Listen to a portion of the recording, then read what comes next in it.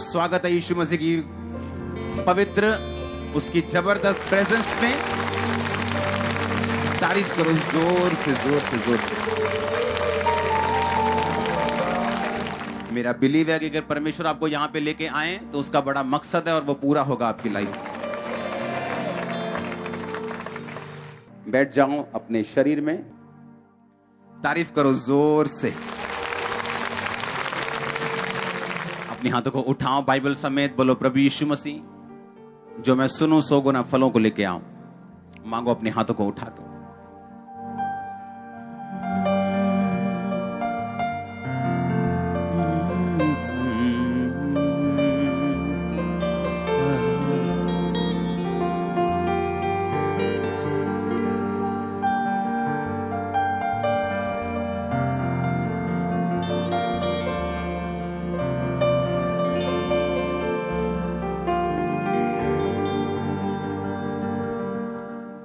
प्रभु यीशु मसीह के नाम में हम मांगते, पूरी चर्च बोले आमीन, हालेलुया। तारीफ करो जोर से।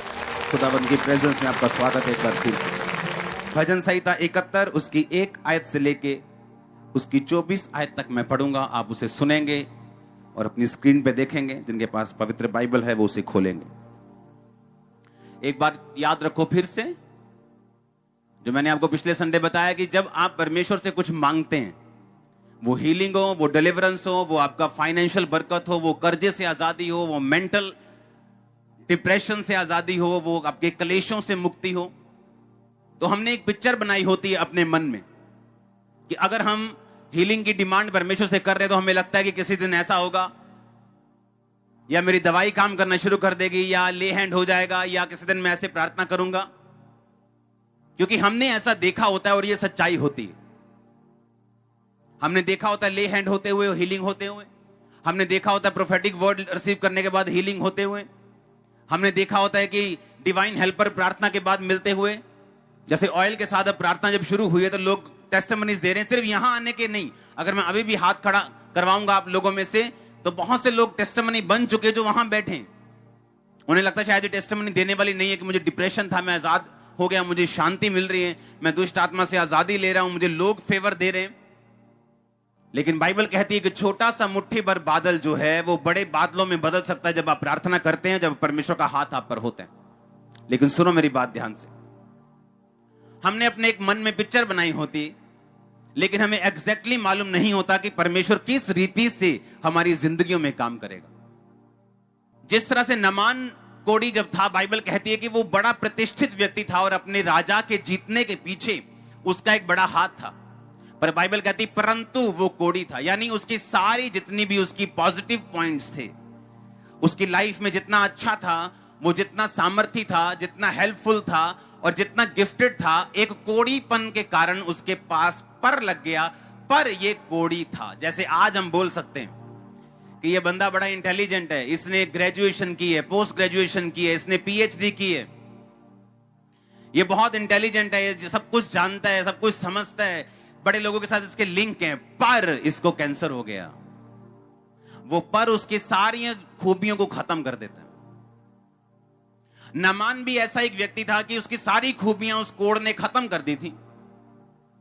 और बाइबल कहती जब वो अलीशा के पास आया और अलीशा ने अंदर से बाहर आना भी मुनासिब नहीं समझा कि फलाने देश का एक तरह का 3rd या 4th पावरफुल इंसान आया, और अलीशा ने अंदर से कहा कि जाओ उसको बोल कि 7 डुबकियां मारो, तुम्हारा कोड़ खत्म हो जाएगा।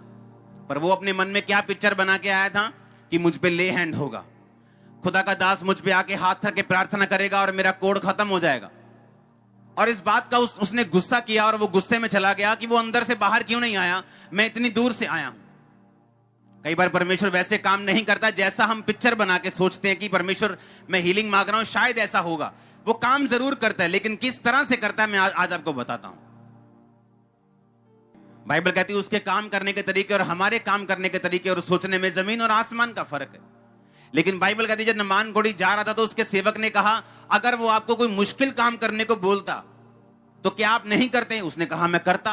तो उसने कहा उसने अब कौन सा ऐसा मुश्किल काम आपको कह दिया? उसने यही तो कहा कि जाके यर्दन में 7 डुबकियां मार लो, तो ये यर्दन बह रही है, कहता है इसका पानी मेरी नदियों से भी कम साफ है, मेरी नदियां ज्यादा साफ, मैं वहां मार लूंगा।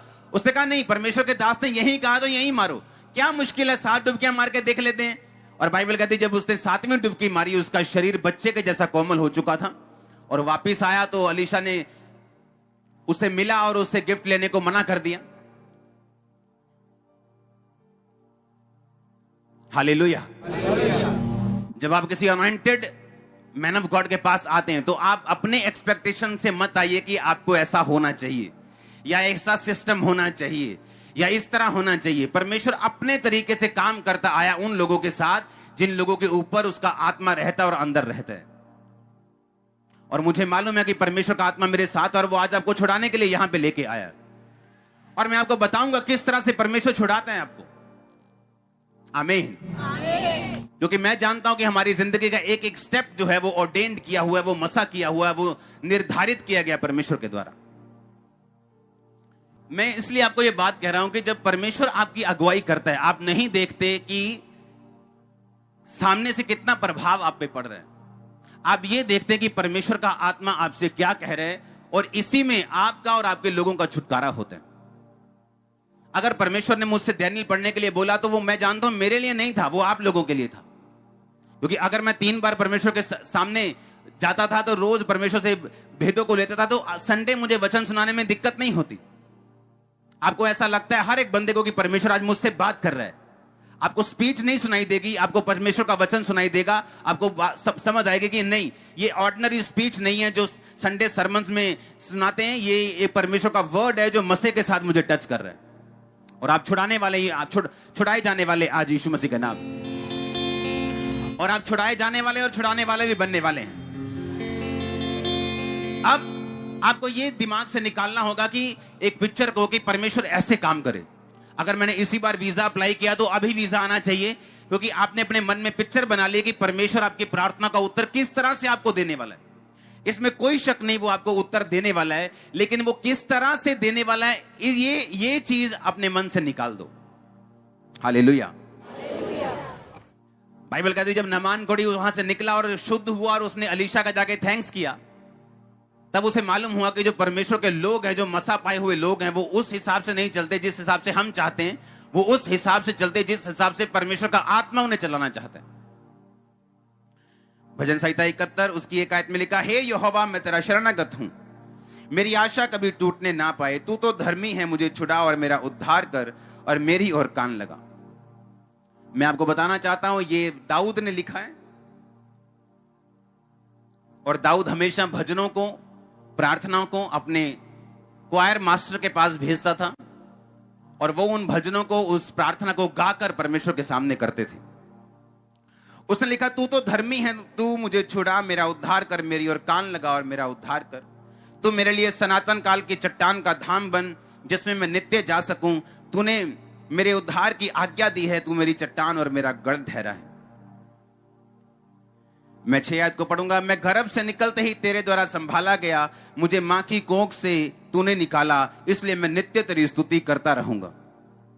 मैं बहुतों के लिए चमत्कार बना हूं, क्योंकि तू मेरा दृढ़ शरण स्थान है। मेरे मुंह से तेरा गुणानुवाद और दिन भर तेरी शोभा का वर्णन बहुत हुआ करे। बुढ़ापे के समय मेरा त्याग ना कर, जब मेरा बल घटे तो मुझको ना छोड़। क्योंकि मेरे शत्रु मेरे विषय बातें करते हैं, जो मेरे प्राण की ताक में हैं, वो आपस में सम्मति सलाह कर कर कहते हैं कि परमेश्वर ने उसको छोड़ दिया, उसका पीछा करके उसे पकड़ लो, उसका कोई छुड़ाने वाला नहीं। हे परमेश्वर मुझसे दूर ना हो, हे मेरे परमेश्वर मेरी सहायता के लिए फुर्ती कर।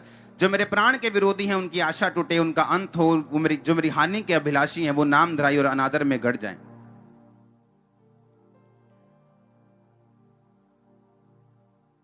अब मैं 21 आयत को पढ़ूंगा। दाऊद कहता है, तू मेरे सम्मान को बढ़ाएगा और फिर कर मुझे शांति देगा। हे मेरे परमेश्वर, मैं तेरी सच्चाई का धन्यवाद सारंगी बजाकर गाऊंगा। हे इज़राइल के पवित्र, मैं वीणा बजाकर तेरा भजन गाऊंगा। जब मैं तेरा भजन गाऊंगा तब अपने मुंह से और अपने प्राण से भी जो तूने बचा लिया है जय जयकार करूंगा। मैं तेरे धर्म की चर्चा दिन भर करता रहूंगा, क्योंकि जो मेरी हानि के अभिलाषी हैं उनकी आशा टूट गई और मुंह काले हो गए हैं। यही वचन कहते हैं, 9 आयत में कि वो बूढ़ा हो चुका था। उसने कहा बुढ़ापे के समय मेरा त्याग ना कर। और अगर आप बाइबल को ध्यान से पढ़े, जब दाऊद बूढ़ा हो चुका था तो आपको ऐसी कोई वर्ष नहीं मिलेगी जहां पर दाऊद की जिंदगी में यह साबित होता है कि उसके शत्रु उस पर जयवंत हो रहे हैं। एक भी वर्ष बाइबल में आपको ऐसी नहीं मिलेगी। अगर दाऊद भजन संहिता ना लिखे तो मैं ये समझता हूं हम कभी भी परमेश्वर के फुल प्लान को उसकी जिंदगी में कभी समझ नहीं पाते। हम उसे मिसअंडरस्टूड कर देते, जिस तरह आज लोग परमेश्वर के वचन को तोड़ मरोड़ कर उसे अपने तरीके से निकाल लेते हैं अपनी इच्छाओं को पूरा करने के लिए। दाऊद ने कहा बुढ़ापे के समय मेरा त्याग ना कर, और उसने कहा शत्रु मेरे विषय बातें करते हैं और मुझे मारना चाहते हैं, मेरे प्राण के विरोधी हैं। लेकिन अगर आप पहला शमूएल, दूसरा शमूएल, इतिहास पहला, दूसरा इतिहास, राजाओं पढ़ें, जहां पर सब राजाओं के बारे में जिक्र है और इन्हीं के बीच में दाऊद का जिक्र है। जब पहला शमूएल 16-17 से आप इसको पढ़ते हैं तो जैसे दाऊद की जिंदगी बढ़ती जाती है, वो अपनी जिंदगी में बाइबल कहती है हर एक लड़ाई को जीता। और अगर आप उन अध्यायों को पढ़ें, पहला शमूएल और दूसरा शमूएल, आपको यह नजर नहीं आएगा कि अपने बुढ़ापे के टाइम दाऊद किसी भी तरह की विपत्ति में था, क्योंकि बाइबल ऐसा कहती है कि वो अपनी हर लड़ाई को जीता। इतिहासकार बताते हैं कि उसने 60 से 70, 66 तकरीबन लड़ाइयां लड़ी और वो 66 लड़ाइयों को जीता। जब भी उसने पाप किया बैतशबा के साथ, तभी उसकी जिंदगी में पारिवारिक कलेश पैदा हुआ। उसकी बेटी मारी गई, फिर उसके बेटे मारे गए, उसके घर में तलवार चली। जो उसने दूसरे की जिंदगी में बोया था वो उसकी अपनी जिंदगी में हुआ।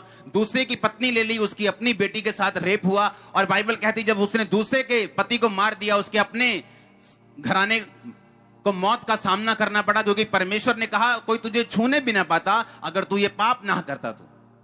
लेकिन उसके बाद जब दाऊद उस समय जवान था, उसके साथ जब दाऊद अधेड़ हुआ, जब दाऊद बूढ़ा हुआ, तो बाइबल में कहीं भी ऐसा नहीं लिखा कि दाऊद की जिंदगी में कोई ऐसा ट्रबल आया हो जिसने उसको हरा दिया हो।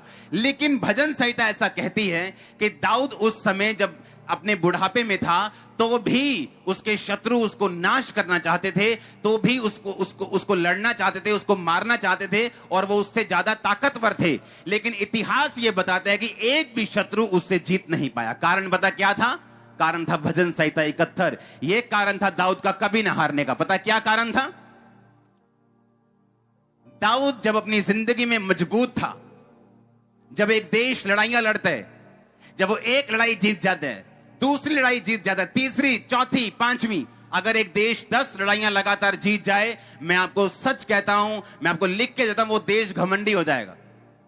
उसको मालूम होगा मैं अपनी पावर से जीता हूं, मेरे पास परमाणु हथियार है, मेरे पास मिसाइल है, मेरे पास एंटी मिसाइल सिस्टम है, मेरे पास टैंक सबसे अच्छे हैं, तोपें सबसे अच्छी हैं, मैं 10 लड़ाइयां जीत चुका हूं, अब मैं अपने पावर के, अपनी ताकत के बल पे सब देश को जीत लूंगा। पर दाऊद को एक बात मालूम थी जो आज का विश्वासी भूल चुके, कि उसके पास शारीरिक ताकत थी, उसके पास एक इतिहास था जीतने का, उसके पास एक रेपुटेशन थी कभी ना हारने की। बावजूद इसके वो हमेशा पहले प्रार्थना में जाता था, प्रार्थना में जीतता था और फिर असली में जाके जीत लेता था। ये उसका सीक्रेट था। तारीफ करो जोर से। अगर आप बाइबल को ध्यान से पढ़ें तो आपको नजर आएगा कि दाऊद जब भी लड़ाई लड़ा वो घुटनों पे लड़ा है। वो शरीर में नहीं लड़ा, वो तोपों से नहीं लड़ा, वो तलवारों से नहीं लड़ा, वो घुटनों पे लड़ा है। घुटनों पे आके उसने परमेश्वर के सामने बच्चे के समान अपने दिल को उंडेला है। उसने परमेश्वर को बोला, परमेश्वर मैं कमजोर हूं। उसने परमेश्वर को बोला, परमेश्वर मैं ताकतवर नहीं हूं, तू ताकतवर है, तू महान है, तूने मुझे खड़ा किया, अब तू मेरी लड़ाई को लड़ेगा। क्योंकि ऐसा नहीं हो सकता, आप कितने भी महान देश क्यों ना हो, कि आप 66 लड़ाइयां लड़ें और 66 जीत जाएं और आपकी इकोनॉमी नीचे ना आए, आपके लोग नीचे ना आए और फिर भी आप नंबर 1 बने रहें। ऐसा पॉसिबल नहीं जब तक परमेश्वर आपके साथ ना हो। यह दाऊद की जिंदगी का सबसे बड़ा भेद था। उसकी लड़ाइयों की जीत का कारण उसकी आर्मी नहीं थी, उसकी लड़ाइयों की जीत का कारण उसकी स्ट्रेटजी नहीं थी। एक बार दाऊद ने अपने सेनापति को बोला, जा और योद्धाओं को गिन कि मेरे पास कितने योद्धा हैं। उसने कहा, तो क्यों ऐसा पाप करता है, क्यों योद्धाओं को गिनता है? लेकिन बाइबल कहती है शैतान ने दाऊद को उभारा था कि जाके योद्धा गिन, और जैसे ही उसने योद्धा गिने, योद्धा गिनने का मतलब है कि मेरे दिमाग में आ गया, अच्छा मेरे पास 15 लाख तलवार चलाने वाले योद्धा हैं, इसका मतलब मैं परमेश्वर के ताकत पे अब भरोसा नहीं कर रहा हूं। मेरा ध्यान डाइवर्ट हो चुका है कि मेरे पास 15 लाख तलवार चलाने वाले बंदे हैं, मेरे पास दुनिया की दूसरी पहली सबसे बड़ी आर्मी है। और परमेश्वर ने इस बात का गुस्सा किया और दाऊद को बोला, मैं तुझे सजा दूंगा इस बात के लिए कि तूने योद्धाओं को गिना। जब लोगों ने राजा मांगा कि शमूएल से कि हमें भी राजा चाहिए जैसे अन्य जातियों के पास राजा है और वो उनकी अगुवाई करता है, शमूएल गुस्सा हुआ। परमेश्वर ने कहा, तू जैसे गुस्सा हुआ मैं भी इनके साथ गुस्सा हूं, क्योंकि इन्होंने तुझको नहीं मुझको निकम्मा जाना है कि मैं इनका राजा ना रहूं। परमेश्वर ये एक्सपेक्ट करता है, वो ये चाहता है कि क्रिश्चियन लोगों की ताकत वो अपनी प्रार्थना को और परमेश्वर को समझें, ना कि अपनी गैदरिंग को, ना कि अपने वरदानों को, ना कि अपने पैसों को, ना कि अपनी चीजों को। मैं लोगों को बोलता आया हूं ये बात कि चाहे ये सबसे बड़ी चर्च है नॉर्थ इंडिया में और हमारी गैदरिंग, लेकिन कभी भी मैं अपनी जीत को गैदरिंग नहीं मानता हूं, मैं परमेश्वर को जीत मानता हूं। और मैंने आपको बोला है कि गैदरिंग काम नहीं करती, पैसा काम नहीं करता, पहुंच काम नहीं करती, सब चीजें फेल हो जाती, लेकिन परमेश्वर कभी फेल हुआ ना था, ना होगा, ना है। और आपका आमीन छोटा है। नहीं तो जिनके पास लाखों लोग होते हैं, जिनको सुनने वाले लाखों होते हैं, वो अपनी गैदरिंग पे घमंड करते हैं कि हमारे पास इतनी गैदरिंग है, कुछ भी हम सोच लेंगे, कुछ भी कर देंगे। नो, मैं बिना बताए अगर गुरदासपुर जाता हूं, आप इमेजिन नहीं कर सकते मेरा निकलना कितना मुश्किल होता है वहां से। रोड पर मैंने देखा है लोगों को, बिना बताए मैं जाता हूं, रोड के ऊपर गाड़ियां लगाकर खड़े हैं गुरदासपुर रोड के ऊपर, और मुझे बाय कर रहे हैं, और मैं देख रहा हूं ये क्या कर रहे हैं लोग, कितने मेरी बात को समझ रहे हैं। लेकिन हमारी ताकत कौन है? हमारी ताकत कौन है? दाऊद को यह सीक्रेट मालूम था कि मेरी ताकत मेरी आर्मी नहीं, मेरी ताकत मेरी स्ट्रेटेजी, मेरा दिमाग, मेरी प्लानिंग नहीं, मेरी ताकत मेरी प्रार्थना का जीवन है, मेरा परमेश्वर का संबंध जो मैं परमेश्वर के साथ रखूंगा, वो मेरी ताकत है। इसलिए लास्ट आयत में उसने लिखा, मैं तेरे धर्म की चर्चा दिन भर करता रहूंगा, क्योंकि जो मेरे हानि के अभिलाषी थे उनकी आशा टूट गई और मुंह काले हो गए हैं। सुनो मेरी बात, ये उसने रिजल्ट लिखा इस प्रार्थना का, ये इस प्रार्थना का रिजल्ट था। जब उसने अपने भजनकार को ये गीत बताया होगा लिखने के लिए, तो उसने अपना पास्ट बताया, पिछला जीवन, कि मान लो 2020 में क्या हो रहा था, कि ऐसा हुआ, ऐसा हुआ, ऐसा हुआ, ऐसा हुआ, और उसके बाद उनके मुंह काले हुए, यानी वो शर्मिंदा हुए, उनकी आशा टूट गई। दाऊद की जीत का सीक्रेट उसकी प्रेयर लाइफ थी। शाऊल और दाऊद में क्या फर्क था?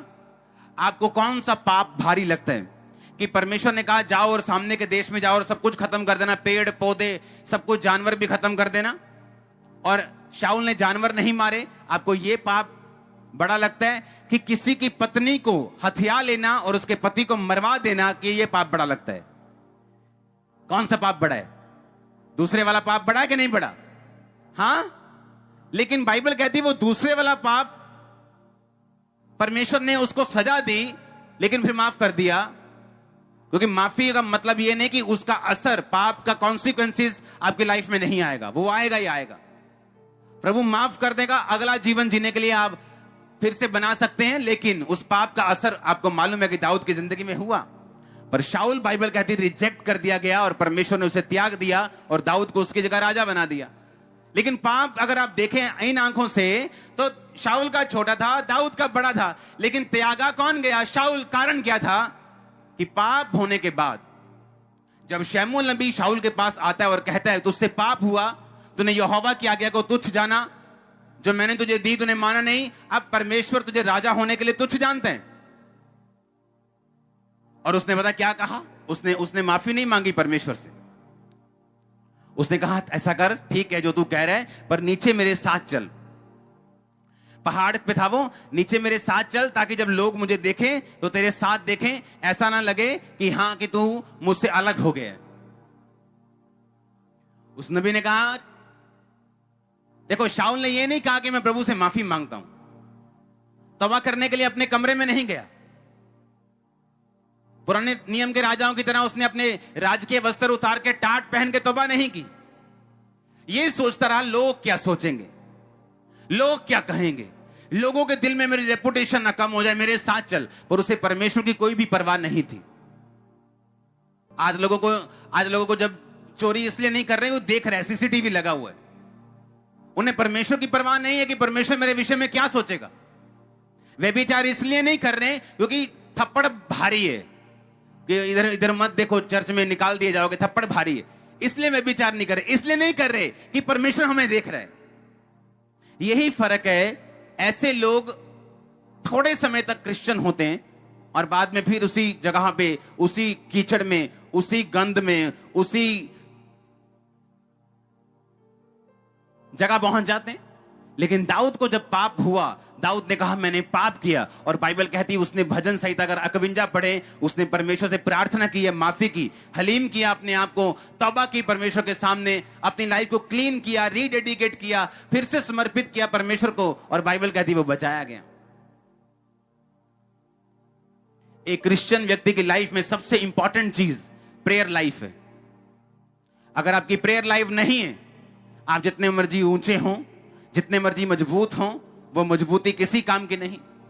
हालेलुया, जोर से बोलो हालेलुया। मैं 73 भजन संहिता उसकी 12 आयत को पढ़ूंगा, आप सिर्फ सुनेंगे। देखो ये दुष्ट लोग हैं जो सदा आराम से रहकर धन संपत्ति बटोरते रहते हैं। निश्चय मैंने अपने हृदय को व्यर्थ शुद्ध किया और अपने हाथों को निर्दोषता में धोया है। क्योंकि मैं दिन भर मार खाता आया और प्रति भोर को मेरी ताड़ना होती आई है। यदि मैंने कहा होता मैं ऐसा ही कहूंगा, तो देख मैं तेरी संतान के साथ क्रूरता का व्यवहार करता। 19 आयत में लिखा, आहा वो क्षण भर में कैसे उजड़ गए, वो मिट गए, वो घबराते घबराते नष्ट हो गए हैं। जैसे जागने हारा स्वप्न को तुच्छ जानता है, वैसे ही हे प्रभु जब तू उठेगा तब उनको छाया सा समझकर तुच्छ जानेगा। दाऊद की आदत थी अपने दिल की बातों को क्लियरली और बड़े साफ साफ शब्दों को परमेश्वर के साथ करने की। यहां पर दाऊद इस भजन में लिखता है कि जब मैं ऐसे लोगों को देखता हूं जो तुझको नहीं मानते, पर मैं क्या देखता हूं, बड़े आराम से वो रहते हैं, उनको कोई दुख नहीं है, उनको कोई बीमारी नहीं है, वो बड़े ब्याजों पर ऐसे काम करते हैं, गलत काम भी करते हैं और धन संपत्ति बटोरते रहते हैं और उनको कुछ नहीं होता। और जब मैं उनको देखता हूं मुझे ऐसा लगता है मैं क्यों पवित्रताई में चल रहा हूं, मैंने अपने हाथों को निर्दोषता के जल से क्यों धोया, मैं ऐसा क्यों नहीं कर रहा जैसा वो लोग कर रहे हैं। उनको कौन सा कुछ हो रहा है, उनको कौन सा प्रॉब्लम हो रही है। अब याद रखो, शैतान आपकी प्रार्थना के जीवन को खत्म करने के लिए आपको अविश्वास में लेके जाएगा। अविश्वास में जब आप जाएंगे, कैसे जाएंगे अविश्वास में, आप देखेंगे आप पवित्रताई में चल रहे हैं, आप प्रार्थना कर रहे हैं, लेकिन एक ऐसा व्यक्ति जो सामने पवित्रताई में नहीं है, प्रार्थना में नहीं है, वो आपसे ज्यादा ब्लेस हो रहे हैं। आपको लगता है मैं प्रार्थना में क्यों हूं, मैं पवित्रताई में क्यों हूं। मैंने ऐसे सेवकों को देखा है बिना पवित्रताई के चलते, परमेश्वर से वरदान पा लिया, उसके बाद दे दे और लोगों ने बोलना, मेरे अपने आसपास के लोगों ने बोलना कि हम पवित्रताई में चलने वाले लोग हैं, लेकिन ये लोग जो पवित्रताई में नहीं, ये कैसे बढ़ सकते हैं। और एक दिन एक न्यूज आई कि सब कुछ उसका खत्म हो गया, फिनिश हो गया, और परमेश्वर ने पूरा नीचे गिरा दिया, फैमिली फिनिश हो गई। कहता जैसे जागने हारा उठता है और स्वप्न को तुच्छ जानता है, कहता तू जब उठेगा तो उनको तुच्छ जानेगा। तूने उनको फिसलने वाले स्थान में रखा हुआ है, वो घबराते घबराते नष्ट हो गए। उसने कहा, दाऊद ने कहा, वो प्रार्थना में था इस बात को लेके कि प्रभु मेरा विश्वास मजबूत नहीं हो रहा, कि वो लोग पवित्रताई में नहीं, प्रार्थना में नहीं, लेकिन वो लोग बढ़ रहे हैं और ये बात मुझे परेशान कर रही है, मेरे विश्वास की जिंदगी को कमजोर कर रही है। और वो परमेश्वर के सामने उसकी प्रार्थना में रहता था और उसकी प्रेजेंस में रहता था। क्योंकि जब डाउट आए उसकी प्रेजेंस में जाओ, शक आए उसकी हुजूरी में जाओ, प्रार्थना में जाओ। जब आप कमजोर हैं, जब आप डर में हैं, उसकी प्रार्थना में जाओ। मजबूत हैं तो भी प्रार्थना में जाओ। और बाइबल कहती है दाऊद जब प्रार्थना में गया, उसको हौसला मिलता था कि नहीं, मैं अपनी पवित्रताई को कंटिन्यू रखूंगा, मैं वैसा नहीं चलूंगा जैसे दूसरे लोग चलते हैं। और बाइबल कहती दाऊद कहता है जब कुछ साल बीत गए, मैंने क्या देखा कि वो एकदम से मिट गए, वो घबराते घबराते नष्ट हो गए, एकदम से उन गायब हो गए। फिर दाऊद को मालूम हुआ नहीं, जो मैं कर रहा हूं वो सही है, जो परमेश्वर का वचन कहता है वो सही है, और वो सदा के लिए दृढ़ और सिद्ध किया हुआ। आप मेरी बात को समझ रहे कि नहीं? वो आपका दोस्त हो सकता है, वो मेरी बहनें जो आई हैं उनकी सहेलियां हो सकती, जो उस तरह का जीवन ना जीती हूं, पर आपसे ज्यादा सुखी लग रही हूं आज, कल नहीं। दाऊद कहता है जैसे स्वप्न को हम तुच्छ समझते हैं, परमेश्वर उनको तुच्छ समझेगा कि वो भी एक स्वप्न ही था, कि वो कुछ देर के लिए बढ़ा और खत्म हो गया। कहता जब तक 17 आयत में लिखा, जब तक मैंने ईश्वर के पवित्र स्थान में जाकर उन लोगों के रिजल्ट के बारे में ना सोचा कि तूने उन्हें फिसलने वाले स्थान में रखा। कहता मैं ईश्वर के पवित्र स्थान में, यानी उसकी प्रेजेंस में, मैं उसकी प्रार्थना में, उसकी हजूरी में गया, और फिर मैंने परिणाम को सोचा। जब शैतान आपके मन में शक डाल रहे, जब शैतान आपसे लड़ रहे, जब शैतान आपसे फाइट कर रहे, बाइबल कहती जब उसने हवा के साथ फाइट की तो वचन के साथ फाइट की। उसने कहा नहीं तू इस फल को खाएगी, उसने कहा मैं नहीं खाऊंगी, उसने कहा तू खाएगी, अगर तू खाएगी तो परमेश्वर के जैसी हो जाएगी, खुदा नहीं चाहता तो उसके जैसी हो जाए, जबकि परमेश्वर ने उसको पहले ही अपने जैसा बनाया था। जब भी शैतान आपके साथ लड़ता है वो वचन से लड़ते हैं कि नहीं नहीं कोई प्रॉब्लम नहीं है ये व्यभिचार की, और थोड़ी बहुत चोरी कमीशन की कोई प्रॉब्लम नहीं, ये भी तेरा बिजनेस है, नहीं नहीं थोड़ा बहुत ये कर ले कोई प्रॉब्लम नहीं। आज भी शैतान वचन को ट्विस्ट करता है ताकि किसी तरह से आपको आपकी पोजीशन से हटाकर दूर कर दे, और उसके बाद आपकी प्रार्थना की कोई काम की नहीं, वो व्यर्थ है, आपका बोया व्यर्थ है, आपकी बाइबल रीडिंग व्यर्थ है। आप नाम के क्रिश्चियन हो सकते हैं, आप बिशप के बेटे हो सकते हैं, प्रेरित के बेटे हो सकते हैं, लेकिन आपका कोई काम नहीं आपकी जिंदगी में, आप फेल हो चुके हैं, आप प्रभु से दूर हो चुके हैं। उसने कहा जब तक मैंने ईश्वर के पवित्र स्थान में जाकर उनके परिणाम को नहीं सोचा, अभी तो सिर्फ सोचा है उसने। और बाइबल कहती है आने वाले दिनों में ऐसा ही हुआ जिनके बारे में वो डहा कर रहा था कि मैंने अपना हाथ निर्दोषता के जल में ऐसे ही धो लिया, ये दो लोग तो ऐसे ही बढ़ रहे हैं। कहता जब मैंने उन्हें देखा उनके स्थान पर वो नहीं थे, वो उजड़ चुके थे, वो घबराते घबराते नष्ट हो चुके थे। कई बार आप टीवी पे देखते हैं, वाह वाह वाह मैं भी ऐसा क्यों ना होता, मेरे भी इतने मिलियन फॉलोअर्स होते, मेरी भी बॉडी होती, मैं भी फलाने शो में जाता, और जब मालूम होता है कि एक ही झटके में डेथ हो गई, फिर बोलते हैं नहीं नहीं नहीं अब ठीक हूं, मैं जहां हूं वहीं ठीक हूं, यहीं ठीक हूं मैं। हालेलुया। कितने मेरी बात को समझ रहे हैं? परमेश्वर ने कहा वो तुम्हें अनंत जीवन देता है, कि हमारा वो जीवन यहीं पे नहीं वहां भी है, लेकिन लोगों का जीवन वहां नहीं है, उनका स्वर्ग की ओर नहीं, उनका नरक की ओर जीवन है। दाऊद कहता जब तक मैंने परिणाम को नहीं सोचा। कैसे? प्रेयर में। पाप किया तो कहां गया? प्रेयर में। शक आया तो कहां गया? प्रेयर में। फाइट थी, दुश्मन हावी हो रहे थे, कहां गया? प्रेयर में। लड़ रहा था और जीत रहा था, और हर एक लड़ाई को जीत रहा था, कहां गया? प्रेयर में। आप कहां जाएंगे? जब बच्चे सताएं तो कहां जाएंगे? जब शरीर सताए तो कहां जाएंगे? जब दुश्मन सताए तो कहां जाएंगे? आप प्रेयर में जाएंगे। अगर आप पहले उठकर एमएलए के पास जाएंगे तो आप नीचा खाएंगे, लेकिन अगर पहले प्रेयर में चले जाएंगे उसके बाद किसी और के पास जाएंगे तो वो भी आपकी मदद करेगा। परमेश्वर हमारे से ये एक्सपेक्ट करते हैं कि हम अपनी जिंदगी में हर एक चीज, हम अपनी लाइफ में हर एक चीज के लिए सर्वप्रथम परमेश्वर को रखें। वो चाहता हम जीतते हो तो हम प्रार्थना करते हो, हम डरते हो तो भी प्रार्थना में हो, हम शक में हो तो भी प्रार्थना में हो, हम दुख में हो तो भी प्रार्थना में हो, हम सुख में हो तो भी प्रार्थना में हो। प्रेरितों के काम उसका 12 अध्याय उसकी 1 आयत से लेके मैं पढ़ूंगा कुछ आयतों को। उस समय हेरोदेस राजा ने कलीसिया के कई व्यक्तियों को सताने के लिए उन पर हाथ डाले, और उसने यूहन्ना के भाई याकूब को तलवार से मरवा दिया। जब उसने देखा कि यहूदी लोग इससे आनंदित होते हैं तो उसने पतरस को भी पकड़ लिया, और ये दिन अख़मीरी रोटी के दिन थे। उसने उसको पकड़कर बंदी गृह में डाला और 4-4 सिपाहियों को 4 पहरों यानी 16 सिपाहियों के बीच में रखा और इस विचार से कि फंसा के बाद उसे लोगों के सामने लाए। बंदी गृह में पतरस बंद था, परंतु कलीसिया उसके लिए लौ लगाकर परमेश्वर से प्रार्थना कर रही थी। याकूब एक पॉलिटिकल मर्डर का शिकार बन गया। वो मर्डर नहीं था, वो पॉलिटिकल मर्डर था। जब उसने देखा कि मैं अगर चेलों को मारता हूं तो कुछ खास यहूदी लोग मेरी वोट जो परसेंटेज है वो खुश हो रही है, बाइबल कहती, उसने पतरस को भी पकड़ लिया। जब यीशु मसीह चेलों के साथ रहते थे तो बाइबल कहती है कि चेलों को तब समझ नहीं आती थी कि ये ऐसा क्यों कर रहा है, ये ऐसा क्यों कर रहा है। उनको लगता था पता नहीं किस दिन यीशु मसीह ने कह देना है, अच्छा हो गए 2 लाख बंदे, चलो चक्को भी तलवारा चलिए पर ते रोमी साम्राज्य नु लाइए थले ते मैं तेरा राजा तो ही मेरे मंत्री। उनको लगता है शायद इसलिए हम 12 लोगों को चुना कि हम मंत्री हैं परमेश्वर के। और उन चेलों की मां भी कई बार आती थी कि प्रभु जब तू अपने राज्य में जाए तो एक को गृह मंत्री बनाना और एक को फाइनेंस मंत्री बना देना। परमेश्वर ने कहा तुझे नहीं मालूम तू क्या मांगती, मैं तो उस क्रूस पे चढ़ने वाला हूं जहां इधर और उधर मेरे डाकू होंगे। मैं तो उस राज्य की स्थापना कर रहा हूं जो आत्मिक है।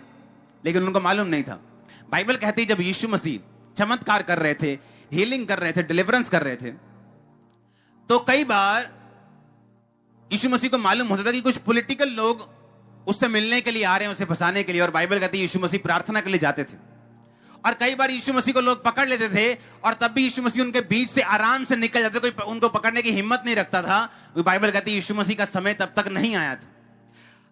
कलीसिया को यह बात मालूम तो थी पर एक्यूरेटली मालूम नहीं थी कि यीशु मसीह क्यों प्रार्थना करने के लिए जाते। कई बार रात भर प्रार्थना की, नीचे आए तो बहुत सारे चेले थे। यीशु मसीह ने प्रार्थना के बाद 12 को चुन लिया, तू आजा, तू आजा, तू तू तू तू तू, और 12 चेले चुने। प्रार्थना करने के बाद, सारी रात प्रार्थना करने के बाद, क्रूस पे चढ़ने से पहले सारी रात प्रार्थना की, चेले चुनने से पहले सारी रात प्रार्थना की, हीलिंग के बाद कई बार सारी रात प्रार्थना की, हीलिंग से पहले कई बार सारी रात प्रार्थना की। हर अच्छा काम और एक खुदा का काम करने से पहले, भारी काम करने से पहले सारी रात प्रार्थना की। और हर रोज भी बाइबल कहती है वो भोर को दिन निकलने से बहुत पहले यानी 2:30 बजे 3 बजे रात को प्रार्थना के लिए चले जाते थे। अब ये बात उनको मालूम तो थी प्रार्थना के लिए जाते थे, पर यह बात नहीं मालूम थी कारण क्या था। अब कलीसिया को समझ आया कारण। उन्हें मालूम था कि यीशु मसीह हर टाइम दुश्मनों के बीच में रहे हैं और किसी में इतनी हिम्मत नहीं थी कि उनको टच कर दे, क्योंकि यीशु मसीह कहते थे कि जब मेरा समय आएगा ये मुझे नहीं पकड़ेंगे, मैं अपने आप को इनके हवाले करूंगा, मारा जाऊंगा और तीसरे दिन मुर्दों में से जी उठूंगा और फिर तुम्हारे बीच में रहूंगा। ये लोग बोलते हैं इनका ईश्वर खुद तो बचा नहीं सका अपने आप को। अरे मूर्खो, पहले पूरी बाइबल तो पढ़ लो। बाइबल कहती है उसने अपने आप को उनके हाथों में दिया और तीसरे दिन वही जी उठा। अरे वो तो बोलो जी उठा।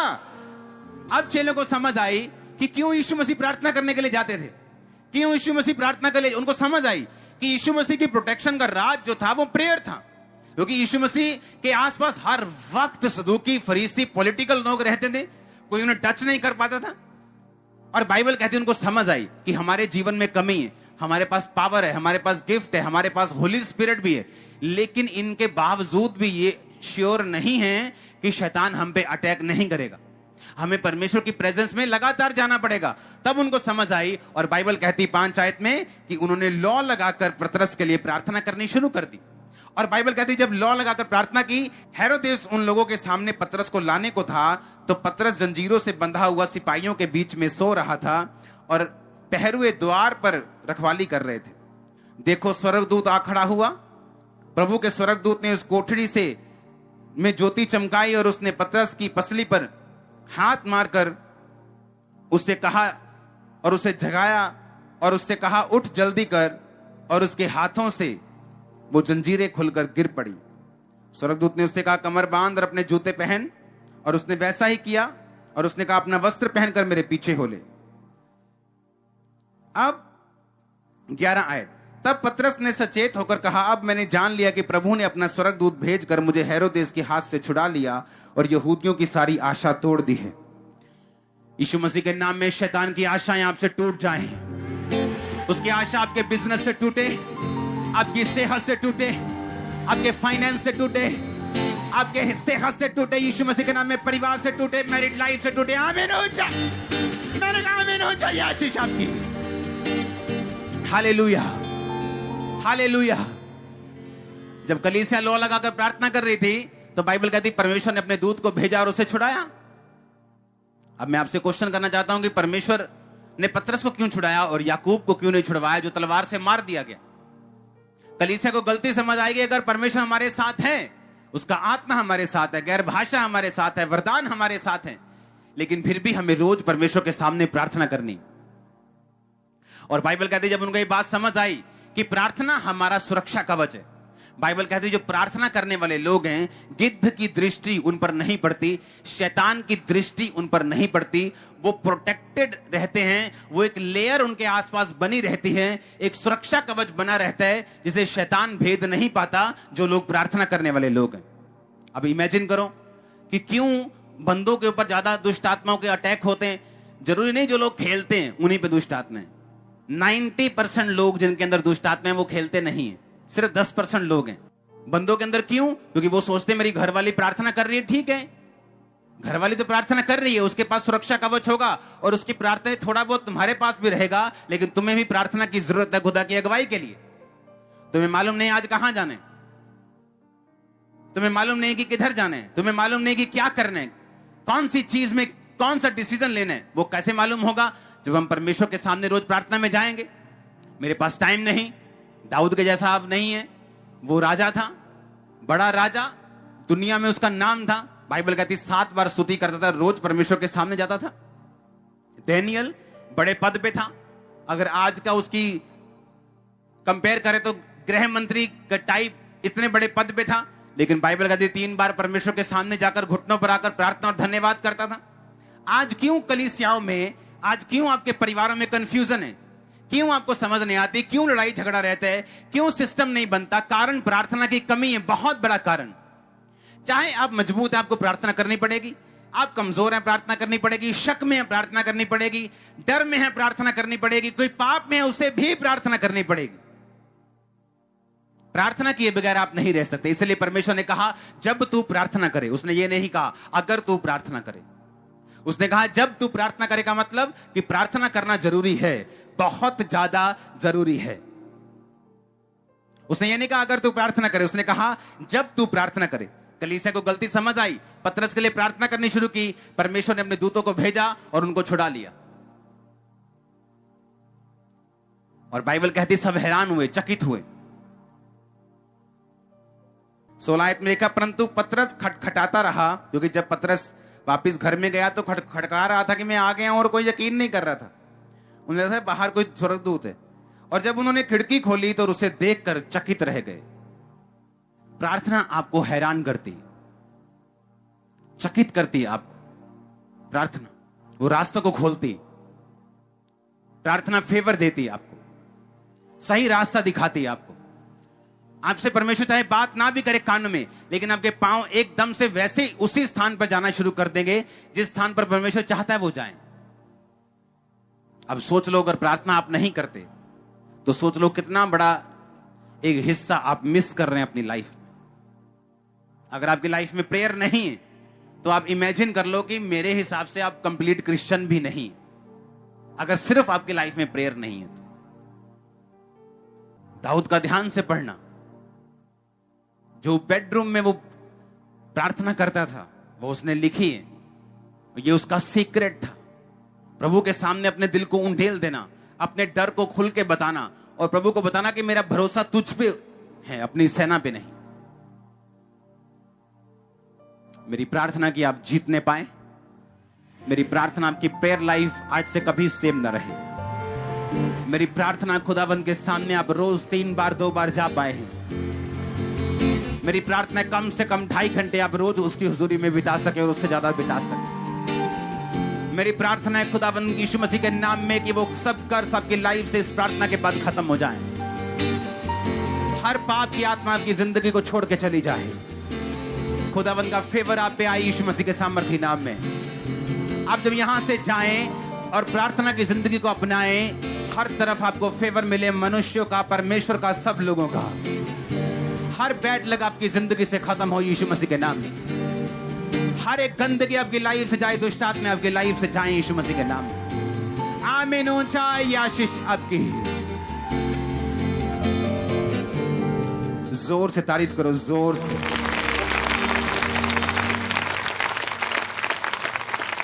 मैंने आपको बताया, जैसा आप सोचते हैं कई बार परमेश्वर उस तरह से काम नहीं करता। वो अपने वचन को भेजते हैं। अगर आपने आज का वचन सुना और प्रेयर लाइफ अपनाई, जो आप मांग रहे हो आपके पास झोली में आने वाला है।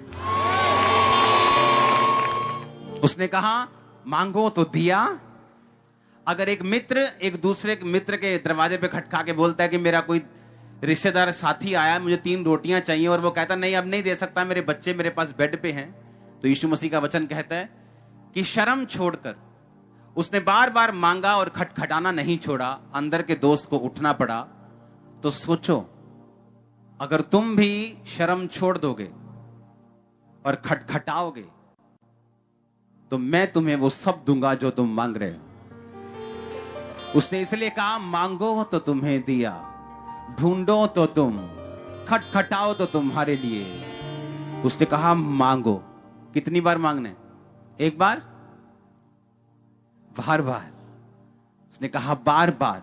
लोग कुछ बोलते हैं एक बार मांगो, यीशु मसीह ने कई बार बार बार मांगा। कई चीजों के लिए एक बार मांगा, कई चीजों के लिए बार बार मांगा। तो इस पे कोई लॉ नहीं है कि एक बार के कितनी बार। उसने कहा एक विधवा एक पापी को सताती थी रोज कि मेरा काम कर, मेरा काम कर। पापी सोचता कि मैं ना बंदे की परवाह करता हूं, ना परमेश्वर को डरता हूं, ये विधवा मुझे बार बार सताए, इससे अच्छा मैं इसका काम कर दूं। परमेश्वर ने कहा सोचो ये अधर्मी अन्यायी क्या कहता है, मैं उनका न्याय क्यों नहीं करूंगा, मैं उनकी प्रार्थना का उत्तर क्यों नहीं दूंगा जो दिन और रात मेरे नाम की दुहाई देते हैं। इसका मतलब अपनी प्रार्थना को परमेश्वर के सामने लेके जाओ, सुबह दोपहर शाम, और फिर भूल जाओ। प्रार्थना करो, भूल जाओ, दिमाग में मत रखो, टेंशन मत लो, प्रेशर मत रखो। प्रार्थना पूरी नहीं हुई तो मैं ये कर लूंगा, फिर वो पूरी नहीं होगी। बस प्रार्थना करते जाओ, करते जाओ, करते जाओ। परमेश्वर ने कहा अगर एक अधर्मी बंदा विधवा का न्याय कर सकता है, मैं तुम्हारा न्याय क्यों कर नहीं करूंगा। मैं जल्दी तुम्हारा न्याय करने के लिए आने वाला हूं। आप करते जाएंगे प्रेयर अपने बेटे के लिए, वो नशा छोड़े, नशा छोड़े, सुबह दोपहर शाम, सुबह दोपहर शाम, हर रोज। बस एक दिन पवित्र आत्मा का एक थप्पड़ पड़ेगा और सब नशा खत्म। मैं आपको सच कह रहा हूं, आपका सबसे बड़ा मिरेकल, जिसके लिए शायद आप 10 साल से प्रार्थना कर रहे हैं, आपसे सिर्फ 1 इंच दूर है। मैं आपको सच कह रहा हूं।